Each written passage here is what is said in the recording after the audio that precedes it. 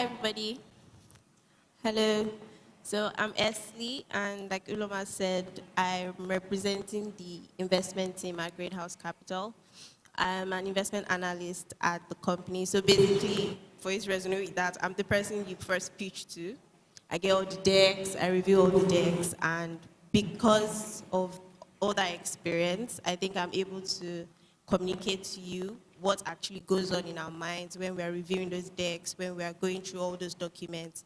And that's going to help you to better understand how to position your product when you're pitching to an investor or sending your deck across to an investment firm for them to review. Next slide, please.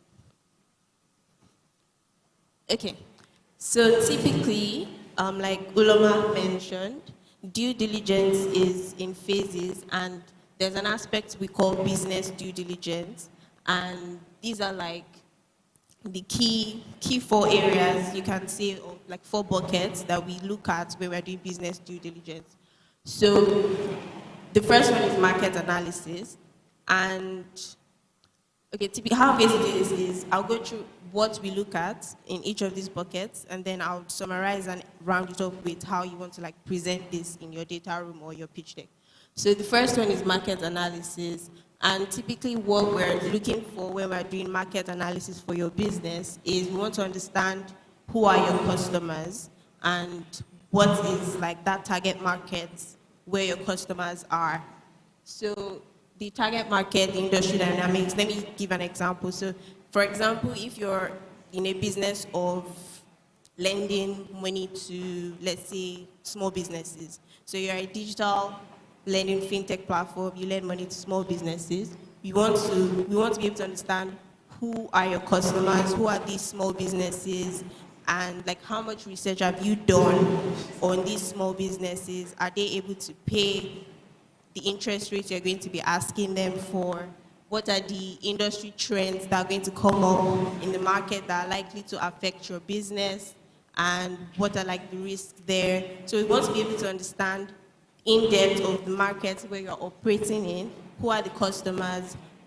Are these customers able to pay the price that you're going to be asking them for? And the second point there is competitive landscape. So who are other businesses that are doing something similar to what you're doing in the space? How are you different from them? And what is it that you're doing that makes you stand out from other competitors in that same space? The other point there is market size, still under market, and just like I said before, your target audience or customers rather, how large is this market size? The example I gave with small businesses, you need to be able to know that these are the number of small businesses that exist in the market that I can serve. This is how much in terms of, not just now like number of businesses, but like this is the size of the market in dollar terms or like in currency terms. So let's say one particular customer is, if the price of your product is like $5, you have 10,000 people in the market, you know that that market size is like $50K. That's just an example. So that's in terms of market size. So if you look at the whole geography where your business is served, let's say your company is in Nigeria, serving a Nigerian market. So you're going to be looking at the whole Nigerian market. How many customers in Nigeria exist that would likely be interested in patronizing my business? Then you want to also look at, out of the number of customers in the market that exist, how many of them am I able to serve? Because obviously you can't reach out to all the small businesses and say you want to lend them money. So what percentage of the market are you likely to be able to obtain? So we look at market size in those levels. Then company position, this also has to do with competition. So how have you positioned yourself in the market in relation to other companies in the market? How are you different? And what's that thing that makes you different from the other companies that are similar to yours? Someone asked me a question concerning this recently. Like, if you have a business, obviously there's definitely another company in the market that's doing something similar to what you're doing. It's not every time where like you've come up with an idea that's like very different and you're the only one doing that thing. So what you can do in that situation is being able to, how are you doing it in a better way per se? So you may not be doing something completely different. What you're doing might already exist, but are you doing it better? So it doesn't have to be like, oh, nothing like this exists. There's no competition.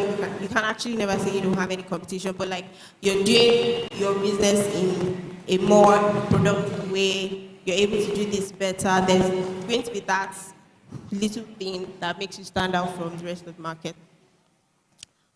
Third point here is growth potential and customer segmentation. So I'll start with growth potential. Dami was talking in the other master class, and she said that investors always look at the big picture. And that's absolutely correct because, like, we're investing now. Our fund is probably going to run for like 7 years or 10 years, and we have to look at the big picture. What would your company be in the next 7 years when we are looking to exit and get our money back? But most importantly, it's not just you telling us, oh, in the next 7 years, we're going to be worth 50 million or we're going to be worth 1 billion. We also want to look at how you plan to achieve that. So it's not just, oh, this is what we're projecting to be, this is what we can do, this, like, all of that is good, it's great, it's like their goals, but like, how are you going to get there? And you need to be able to provide that information, like, okay, this is how we plan to achieve this, almost like a go-to-market strategy. Yeah, like, this is how we plan to get more customers. When we've got more customers, these sort of partnerships we have will enable us to do this, and this is how we're going to achieve this. All of this you need to be able to provide as part of the information that you have in your data room and when you're talking to investors. Okay, your operating model and unique value proposition. I feel like I've already talked a little bit about this while speaking about competition. So all of this is under like the market bucket, basically. So your customers, what makes you different, competition, your go-to-market strategy, how you're going to actually execute on what your business is doing and how you're going to get more customers and how you're going to reach those customers. So the next, another thing that's like important when we're doing business due diligence is the team. And this is like very, very, very important, especially with businesses that are quite young. So like pre-seed level, seed level, there'll be a lot of scrutiny on the team because like you haven't done so much, but these are the people that are going to execute. So how can we trust them to be able to execute on what you've said your business is doing? So we do due diligence on the management team. Then we check their track record, their experience, their expertise. We look at like, this is the business plan you've presented. Do they have the expertise to execute it? Not so. Imagine a situation where your business is like, let me use the same example, digital lending, and then on your management team you have people with experience in marketing or experience in like something just off and different, and the question then becomes, do these people have the track record or like the expertise to execute the business plan for that business? So those kind of questions, we look for alignment in experience, in track record, and execution capabilities. Another important thing is understanding challenges with strategic decisions. So at the management team level, you're executing on the strategies that, let's just say, comes from like the top. So like the CEO, they put out a plan and everything, and execution, the team handles like the execution of that plan. So, and have there been challenges that the team has faced? So for example, let's say your business is selling perfumes or something like that, and then has there been challenges the teams faced while they are making sales calls or like advertising the product, those feedback you get from the operations of like the business. So are there those challenges you can put that information in data room, like these are challenges we face, this is how we mitigate them, or like this is the plan to mitigate them and things like that. Okay. Risk assessment before I go to exit strategy.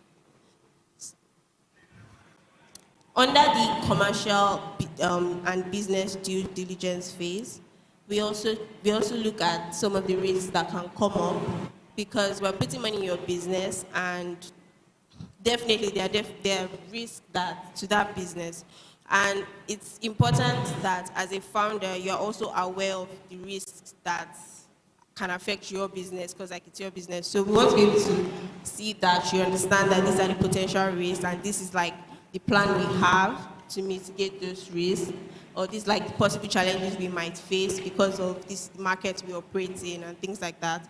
And you have almost like a risk assessment document, like and you're able to outline these are the most potential risks, and you're able to.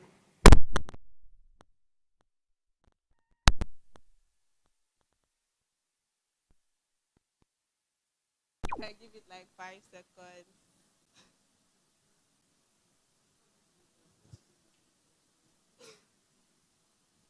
Okay, can you hear me? All right. Okay. Where was I? All right. So you need to just be able to show that you have good understanding of the risks that come with your business, and you have a plan to mitigate those risks, basically. Technical disruptions. Dara is going to talk a lot more about the tech aspect. So there's actually this, aside from business due diligence, there's also technical due diligence that happens, and where you go deep into like your product and assessment of your product. And there are also like risks that come with the tech product, and then those at risk are assessed under like technical due diligence. So risk mitigation strategies. I'll give one more example here with the same lending business. So with lending, everybody knows that a risk is people don't pay you your money back after you've lent them money, right? So the first question that would come to the mind of any investor is, what is your plan or strategy to deal with people that might not pay your money back, right? How do you judge, or how do you select people that you want to borrow money to? That kind of risk mitigation strategy is what they want to see as an information with your business plan document or your pitch deck in the data room. The last bucket, exit strategies. On the same point of investors are all about the big picture and how to get there.